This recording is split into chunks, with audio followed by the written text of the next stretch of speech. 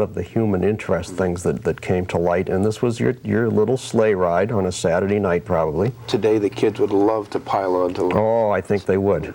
a sleigh like that. Yeah, you don't see, I believe that was called a pung. Yes, yes. You don't see anything like that anymore. Yep. Just a delightful Saturday outing. A leisurely way to spend the day. Absolutely. Yep. And I think the cute part of this is, if you look closely, there's a big portable radio on the driver's footboard, and you could probably crank up some Christmas carols. Oh, yeah, that's true. One wonders what kind of battery he had in it. Yeah. Certainly wasn't transistorized. Yeah. Now, we come to the notorious corner here. We're at the corner of Conant and Cabot Streets, and this is 1950, and there's a house that no longer sits there today. That was the Baker House, or the Weber House, depending on what you want to call it. It is named both those names. Weber, I believe, after the man who had the Weber's department store chain. The house became a real traffic menace in the 50s. It was right up against the sidewalk in both a westerly and a northerly direction, and if you came up Cabot Street and stopped at the stop sign, which in those days that's where you stopped, you could not see around the corner onto Conant Street, so therefore if there were cars coming, you sort of just launched out and took your chances, and there were many, many accidents up there. And finally, in consequence of that and the fact that the house was so dilapidated and was becoming an eyesore, the church bought it and had it demolished. But that's looking down Cabot Street from Conant. You can see Conant Crossing in the foreground.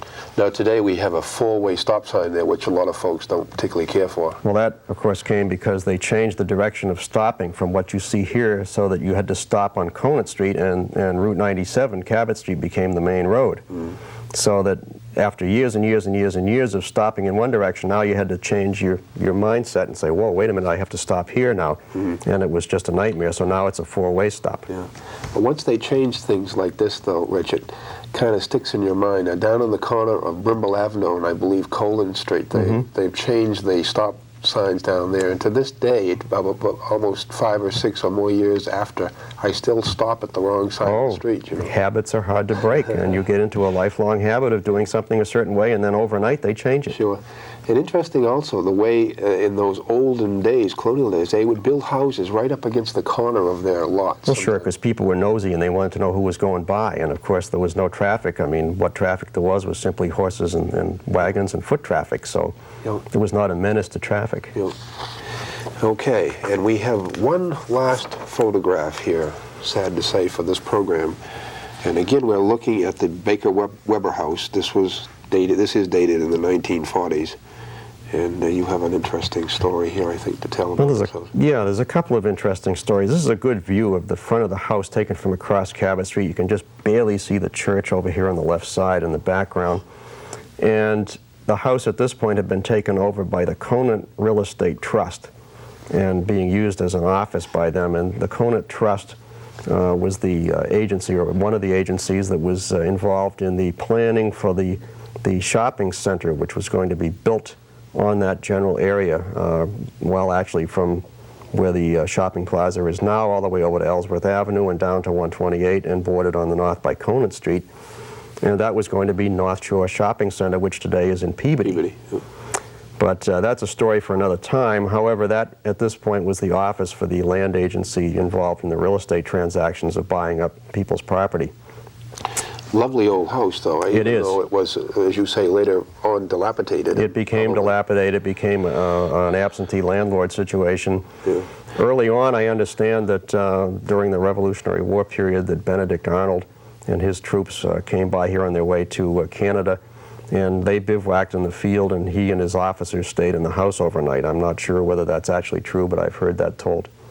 So it really had a real historical significance. But it was a tremendous traffic hazard. Well, unfortunately, my friend Richard Symmes, we're drawing out of time here, and we brought along some 65 photographs for viewing. So I guess you'll have to come back, and we'll have to do this part two at least one more time. Well, we'd love to. And you were telling me before we taped that this is just almost like the tip of the iceberg, because there are still lots more of these old photographs that folks have contributed that are sitting down in the vaults of That's the right. Historical Society. That's right. And we would, you know, certainly welcome people to come down to the society and drop in if they can. Oh, absolutely. To see what's down there. Absolutely. And even better than that, become members if they'd so We'd love to have them become members, sure. And so we will conclude right here, and we'll come back with another program and feature at least another 30-odd or more pictures. Fine. In maybe more. We'll see what we can do. So thanks so much for coming by tonight. Thank you. And we hope you've enjoyed this little trip back into our Beverly history up in North Beverly. And this is Ed Josephs saying that we'll be back as soon as possible to see you again.